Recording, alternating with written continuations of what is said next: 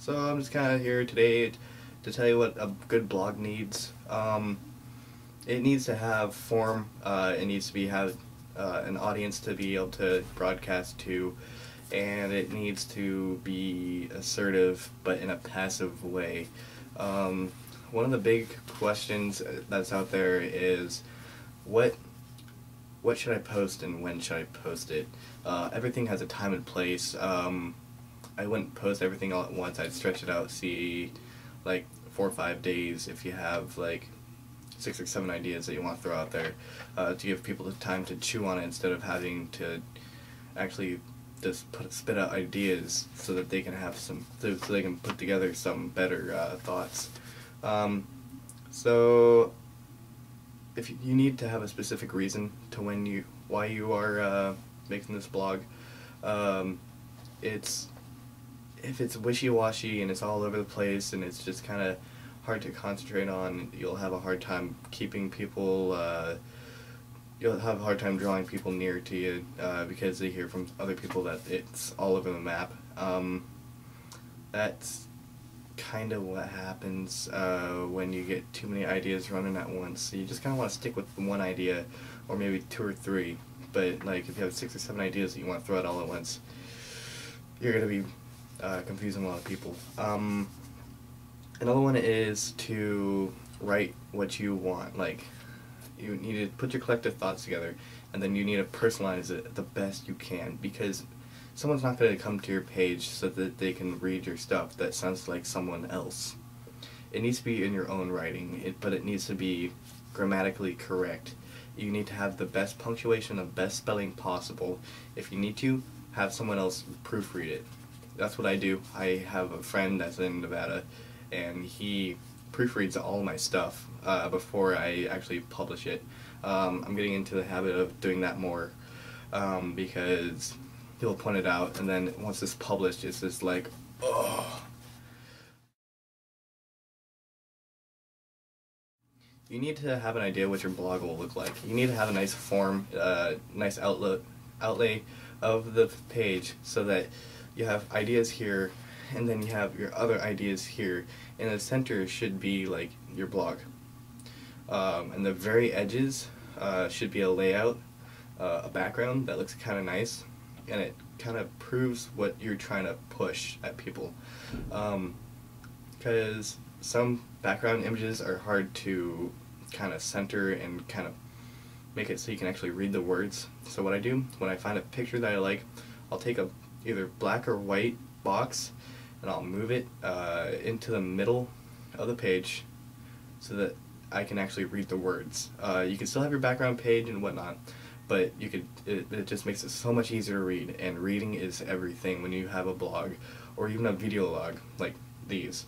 I try to find the best setting that I can so that my audience can actually hear me. I do a lot of free thinking before I start writing, or just kind of putting it all together. Sometimes it's fun, sometimes it's just kind of like you're doing it because you're bored. But it's a good way to take your mind off of things. Writing is one of my second favorite hobbies other than building computers, because it gives me the opportunity to be creative, upbringing to give inspiration to other people, but it's also part of having a connection with what I write.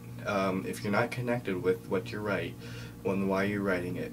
If you don't like writing something, for personal use anyways, if you're writing it for a class, then yes, it'll be excruciating, and but if you're writing it for personal preference, why would you write something that you don't like? You can always change it if it's in a WordPad or Microsoft Office text page or whatever you want to call it.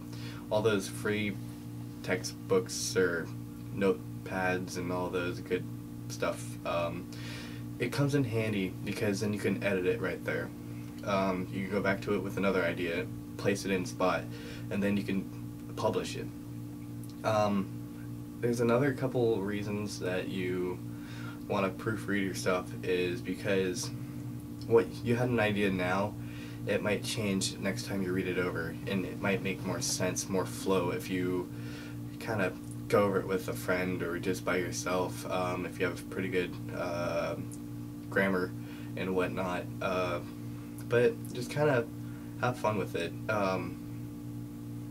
Other than that, you want to update like regularly so that you don't lose people, because too many times I run a Facebook page on my accounts and whatnot, and I can say that when I didn't post regularly, I would lose people's because they were having difficulty keeping up with me when I post a bunch of stuff, and then just kind of slow down.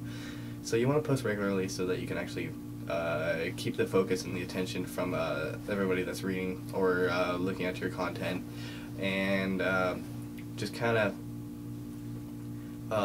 set it out, make a timeline of what you're going to post and when and how you're going to do it, because those help too when writing a story.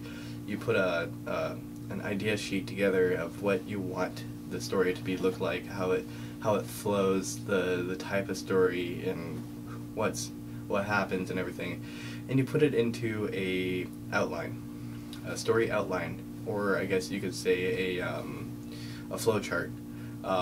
That way it makes it easier for you. You know what you're going to post and how you want to do it, what what medium you're going to use, whether pen and paper or keyboard.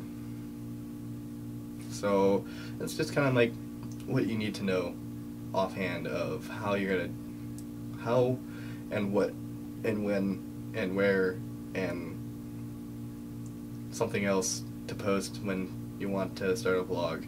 So yeah, I am out. Peace.